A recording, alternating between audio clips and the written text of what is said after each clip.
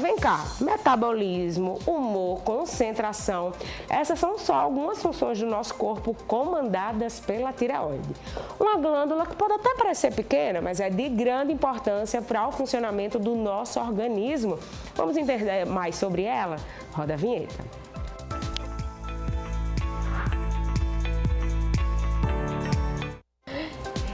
Para falar sobre esse assunto, eu tenho a alegria de receber o médico endocrinologista, o Dr. Gabriel de Assis. Bem-vindo, doutor Gabriel. Tudo bem? Maravilhoso. Tudo bom? Boa tarde. Obrigado pelo convite. Boa tarde a todo mundo em casa. A alegria é nossa. Ô, doutor Gabriel, não me diga, é uma coisa que eu, como leiga, percebo de fora, você, como médico, as mulheres se queixam mais sobre a tireoide. É um problema quando a gente pensa nos distúrbios, né? Que afetam mais mulheres e quais distúrbios seriam esses? São dois principais problemas que afetam a tireoide. Na verdade, tireoide não é um problema. Tireoide é uma glândula que nós temos no nosso organismo. A gente tem até uma imagem que é até comum as pessoas dizerem, eu tenho tireoide. Todo mundo tem tireoide, né? Todo mundo tem doutor? tireoide. É essencial para o nosso metabolismo. E a tireoide tem essa função de produzir os hormônios tireoidianos. A gente tem dois principais. Na imagem a gente consegue ver direitinho, são o T3 e o T4. Esses hormônios, eles participam de diversas etapas do metabolismo, de todas as células do nosso corpo praticamente vão ter a ação dos hormônios tireoidianos. Então é essencial para o funcionamento correto do nosso organismo que a tireoide esteja tudo bem com ela. Você falou sobre os dois distúrbios, ou ela vai funcionar de mais ou de menos. Aí a gente vai ter, digamos, os principais distúrbios, né? Isso em relação aos distúrbios de funcionamento. Tá. Eu vou falar sobre um outro problema que pode ter na tireoide também. Em relação ao funcionamento, quando ela está funcionando de menos, ou seja, quando ela não consegue produzir esses hormônios tireoidianos, a gente chama isso de hipotireoidismo. Certo. Só que, mesmo a tireoide, se ela estiver funcionando demais, também é um problema. Pode ter a impressão que ela está ajudando o metabolismo, mas esse excesso de hormônio no nosso corpo é prejudicial para diversos tecidos. E aí, quando ela está funcionando demais, a gente chama hipertireoidismo. E quais são essas características, doutor Gabriel? Assim, quando está funcionando de menos, a gente vai perceber o quê? Volta para cá, pra gente. Volta para cá, isso. Ficou aí na tireoide, eu acho que a tireoide está fraca por aí. A gente vai perceber o quê? Eu vejo mulheres que se cansam, né? Quando tem o hipo. O metabolismo lento, que está engordando. Às vezes, quando está engordando, diz, é minha tireoide, que não está funcionando muito bem. Tem gente que bota a culpa na tireoide, né, doutor? Tem gente que bota a culpa na tireoide. Quando está funcionando de menos, a gente vai perceber o quê no corpo? Olha, como ela participa de várias etapas do metabolismo, então podem acontecer vários sintomas diferentes, inclusive sintomas que a gente chama inespecíficos. Como assim? Sintomas que outras doenças também podem causar. Então, queda de cabelo é uma queixa que pode acontecer. Sonolência, então sonolência, muita coisa pode causar sonolência. Dificuldade para perder peso, só que isso não tem tanto peso assim. Como assim? Se você tiver um hipotireoidismo mais grave, você não tem tanto impacto na balança como a impressão pode parecer. Mas tem um certo impacto, assim. O intestino preso pode ser um dos sintomas também. Então, o metabolismo, de uma forma geral, ele fica mais lento. Tá. Tem interação dos nossos telespectadores. Bora ver o que o pessoal de casa quer saber sobre a nossa tireoide. Boa tarde. Tenho dificuldade de emagrecer. Olha aí. Completei 50 anos, menopausa, hormônios. Hoje são meus amigos. E a vida sedentária. Será que tem algo a ver com a tireoide? Mulheres, quando entram aí nessa parte da menopausa, podem sofrer um pouquinho mais assim com esse funcionamento da tireoide? Não diretamente da tireoide. A menopausa vai haver deficiência de outro hormônio, o estrogênio. Então, a gente tem um impacto do estrogênio, da deficiência dele no metabolismo da mulher.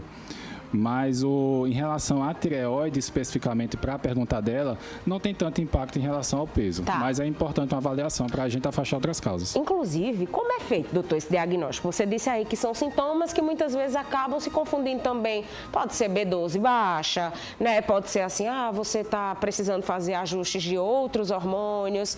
É algo clínico, no sentido que às vezes a gente vai, né? Aí tem que dar um toquezinho aqui para ver, a gente consegue perceber ao toque, tem que fazer algum exame mais específico? O funcionamento da tireoide, a gente pode ter uma suspeita clínica, principalmente quando ela está com hipertireoidismo acelerado, então a gente tem algumas suspeitas, mas o diagnóstico é essencialmente laboratorial.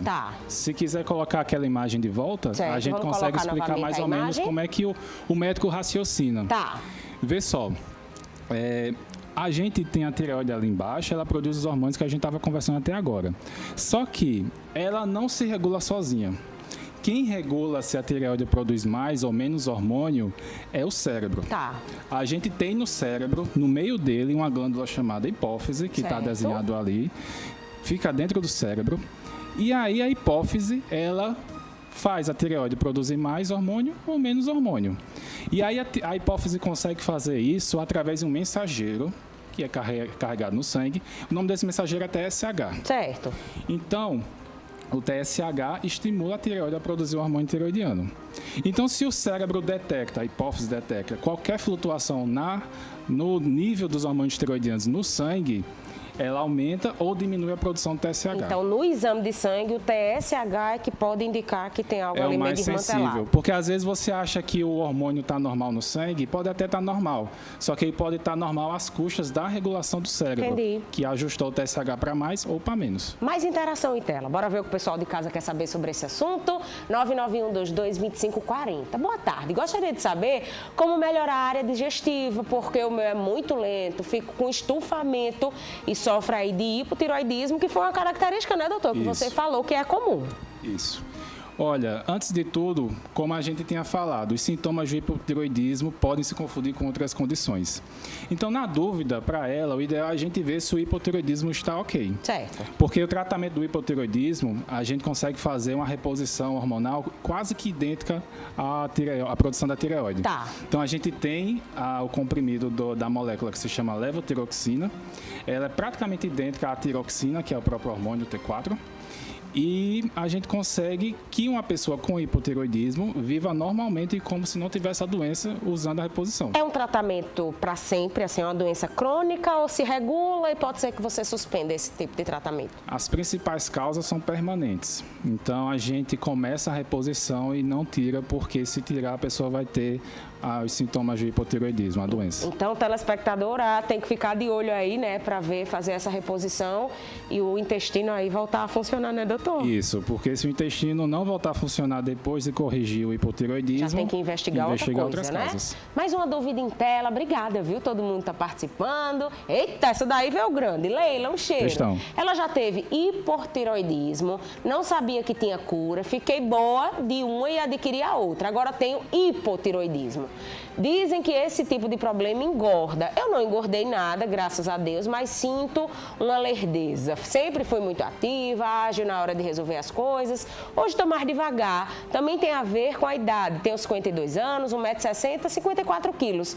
O que faço para restabelecer a agilidade ou chegar próximo do que era? Leila, um beijo. E aí, doutor? A gente tem que ver primeiro se está tudo bem com o hipotiroidismo dela. Tá. Ela tinha hipertiroidismo e evoluiu para hipo. Pode acontecer? É comum ou não? Na verdade, o hipertiroidismo é uma doença mais grave. O hipotiroidismo é menos, Tá. mas o hiper é grave. Tão grave que a gente, durante o tratamento do hiper, pode induzir o hipotiroidismo. Então, a gente prefere o hipotiroidismo, Tá. que é uma doença tranquila de controlar, porque o tratamento é a reposição do hormônio, do que um hiper, que é uma doença potencialmente grave, que pode dar arritmia Sim. e a pessoa falecer. Então, a gente tem... Para ela voltar a ser mais ágil, digamos assim. Isso, aí vê só. Em relação à queixa dela, mesma situação. A gente tem que ver se está tudo bem com a tireoide. Tem que fazer uma avaliação. Essa avaliação fica sendo de quanto em quanto tempo, doutor? Depende de como a pessoa estiver. Se a pessoa estiver bem, estiver estável, a gente pode fazer uma vez por ano. Tá. Estiver bem, estiver estável. E aí a gente precisa ver isso, porque se ela tiver com pouca levotiroxina, que é a reposição do hormônio, possa ser que justifique as queixas dela. Então é necessária a avaliação para ver se é isso que está acontecendo. Mais uma interação em tela. Gostei, a turma hoje toda ligadinha aqui na gente, viu? Descobri esse ano que eu tenho 4 nódulos na tireoide, mas o médico não passou medicação, disse para repetir o exame ano que vem. Devo me preocupar? Quando a gente fala em nódulo, chega a dar aquele friozinho na barriga, né, doutor? Eu estava falando que tem 2 situações que podem acontecer a tireoide. Um a gente estava falando até agora, que era o funcionamento, para mais ou para menos. E a segunda situação é essa que a mensagem mostrou para a gente, nódulo. Então, vê só, a principal preocupação da gente em relação a nódulo é que isso possa ser um câncer. Sim. Isso é por isso que a gente acompanha os nódulos. Mas a boa notícia é que a grande maioria dos nódulos não são cânceres, são nódulos benignos, parte do envelhecimento da tireoide. Então, assim, é uma situação comum a tireoide envelhecer e aparecer nódulo. E de tal forma que mulheres de 60 anos, 70 anos, a gente tem aí uma prevalência. 70% dessas mulheres têm nódulo na tireoide. É comum, então? É comum e isso não é um problema. Tá. É parte do envelhecimento. Não precisa medicar, nesse caso, como ele disse, ficar só acompanhando, né? Isso. Como não é um problema, não precisa de remédio. Tá. Mais uma interação em tela para a gente finalizar, agradecendo todo mundo que participou. Lá vem o exame, doutor, bora para consulta. Olha aí. Meu TSH deu 6,40, T4 livre 1,14 e vitamina D 21. Está normal ou não? Faça aí a consulta, doutor. Consulta ao vivo. Olha, depende da sua idade, porque mulheres mais idosas têm um TSH normalmente mais alto. Então, digamos que ela tenha 30 anos, uma idade mediana. Se for o caso, a gente vai precisar repetir esse exame. Precisa repetir esse exame com 3 a 6 meses. E a mesma resposta para a vitamina D. Tá. Depende da idade ou se ela tem outros fatores de risco. Se ela for jovem e não tem nenhum fator de risco, 21 tá bom para ela. Olha aí, então tem que procurar o médico, ficar fazendo o acompanhamento e vai dar tudo certo. Doutor, muito obrigada por ter vindo ao Meli receber. Agradeço o convite. Espero que volte mais vezes. Doutor Gabriel de Assis, é fácil de encontrar ele no Instagram. Vai lá que tem muito conteúdo bacana. Muito obrigada. Meli receber aqui, viu? Obrigado pela Até oportunidade. a próxima. Tchau, tchau. Olha, minha gente.